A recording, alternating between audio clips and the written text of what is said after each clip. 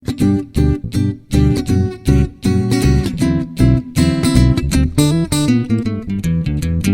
English Podcast by Ecsplicite.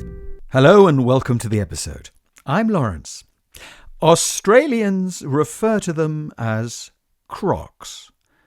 The rest of us as crocodiles. And during the month of May, there were at least 3 reports in the news about the dangers of getting too close to them. Most recently, a holidaymaker in a luxury resort in Queensland was attacked by a crocodile while he was snorkeling in the sea. He was only able to escape certain death by managing to prise the predator's jaws off his head. Well, would you know, amongst our own colleagues at Ecsplicite, Anne has her own cold-blooded story about a close shave with a croc. I would also like to add that she is very much alive and well and just dying to tell her story. But first, here is a question about crocodiles. The phrase crocodile tears refers to the way crocodiles cry when they're eating. But when do we use the expression?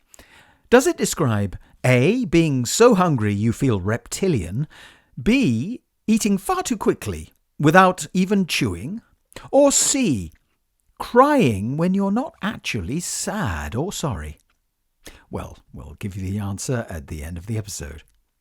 So here then is Anne to tell us about her close shave with a croc. So I lived for 4 years in Oz, Australia, when I was but a young girl. I lived in Perth for 6 months, and one day, well, Perth is a beautiful town if ever you want to visit. It's a beautiful city, in fact, with parks, lots of green areas, and the Swan River running through the parks. There are beautiful beaches. But one day I decided that I'm going to take myself off north of Perth, and I decided, well, it was quite difficult to go up that way, so there was no bus or train, so I decided that I'm going to hitchhike. And I don't recommend anyone to hitchhike by themselves, but I did it when I was young, being reckless as I was. The word reckless suggests doing something dangerous and not worrying about the risks or the possible results. So I hitchhiked for 2 days, in fact, non-stop, to reach this place called Geraldton. And as you go north of Perth, the earth turns red, and there are no proper bitumen roads. There's just red earth roads, so everything becomes red with the dust.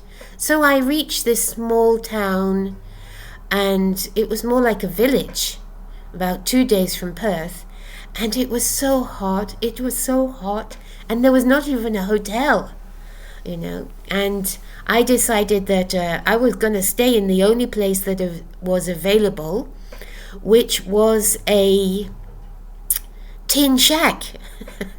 A shack is a very simple and small building made from pieces of wood or metal or other materials. But you can imagine, it was a room, literally a room made of metal with a corrugated roof and just a bed and some water to wash. So this was the only place available. But when I arrived, it was midday, and it was so hot that I couldn't go inside. So I asked some local people. I said, I'm so hot, is there anywhere to swim? And they said, well, buddy, there's no swimming pool over here, so you can go in the pool. Some natural pools over in the bush in that direction over there. So off I went by myself to the pool. There was a small pool about the size of a man-made swimming pool, and I got in. I was swimming around. It was so cool and wonderful under the trees. I felt I was in heaven. Well, the suspense is building. What happened next? And then after 5 minutes, I just looked over on the side of the pool, and there were 2 crocodiles. 2 crocodiles sitting on the side of the pool. So I was shocked, and I swam backwards to the side of the other side, the opposite side where the crocodiles were, and I was thinking that maybe they're going to just go in the water at any time, and that will be the end of me. But as I reached the side, I just kind of got out, still looking backwards at the crocodiles. They didn't move. They were basking in the sun. To bask is to lie somewhere enjoying the warmth of the sun.